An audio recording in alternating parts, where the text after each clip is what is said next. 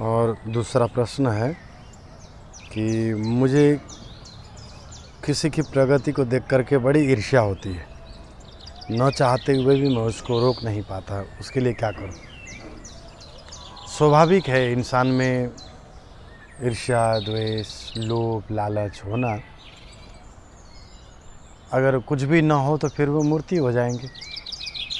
थोड़ा सा लोभ, थोड़ी सी ईर्ष्या, थोड़ी सी द्वेष, लेकिन सब कुछ होते हुए भी अपने आप को कंट्रोल में रखने की कोशिश करना चाहिए।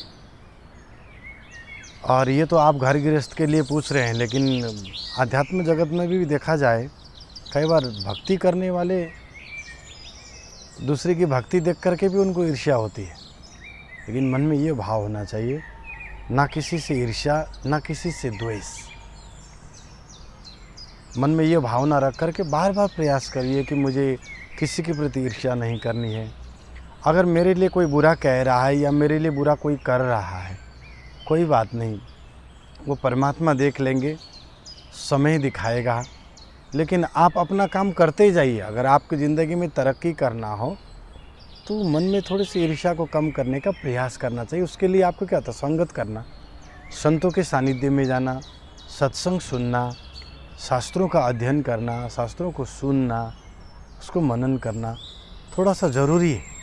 और इस चीज़ के लिए भी अभ्यास की ज़रूरी है। मन में कई बार क्या होता है, कुछ लोग खा रहे होते हैं तो मुझे किसी ने बताया कि मुझे बोल रहे थे कि एक दिन कि महाराज जी, मैं किसी को खाते हुए देख करके भी मुझे बड़ी ईर्ष्या होती। वो अच्छा खा रहा है, अच्छे से खा रहा है, मतलब वो मुझे उन्होंने बताया तो मुझे इतनी हंसी आई। वो बोल रहे थे वो सब्ज़ी ज़्यादा डाल रहा होता है ना अपने तरफ। अब मुझे सब्ज़ी खानी नहीं, मेरा पेट भरा हुआ, लेकिन उसके सब्ज़ी उसके थाल में ज़्यादा डालते हुए देख करके भी मुझे ईर्ष्या होती है। बताइए, अब इसके लिए क्या उपाय है? इसके लिए उपाय है कि समझ है, सत्संग का ज्ञान, सत्संग करना बहुत ज़रूरी है। मन में किसी के प्रति ईर्ष्या, द्वेष न रखें, क्योंकि हमें अब इससे भी बहुत आगे बढ़ना है। हमारी दुनिया तो कोई और है, खाली इतनी ही दुनिया नहीं है। आध्यात्म की दुनिया में, जगत में जाने के लिए इन चीज़ों से परे उठना पड़ता है। उसके लिए मेडिटेशन करिए, ध्यान करिए।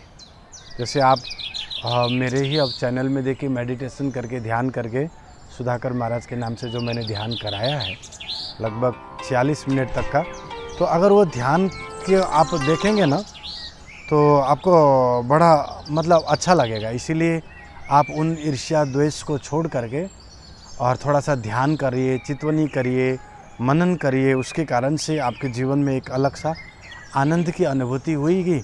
और मन में कभी भी ऐसा नहीं सोचना चाहिए कि मुझे छोटी छोटी बातों में ईर्ष्या, द्वेष से ऊपर उठना पड़ेगा, तभी परमात्मा मिलेंगे।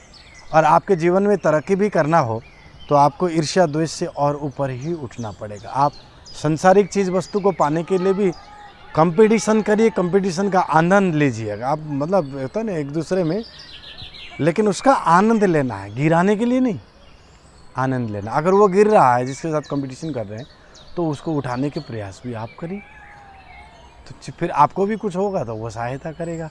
अगर कुछ नहीं तो भगवान जी सहायता करेंगे।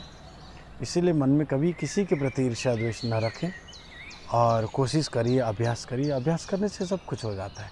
बस आपका प्रश्न यही था।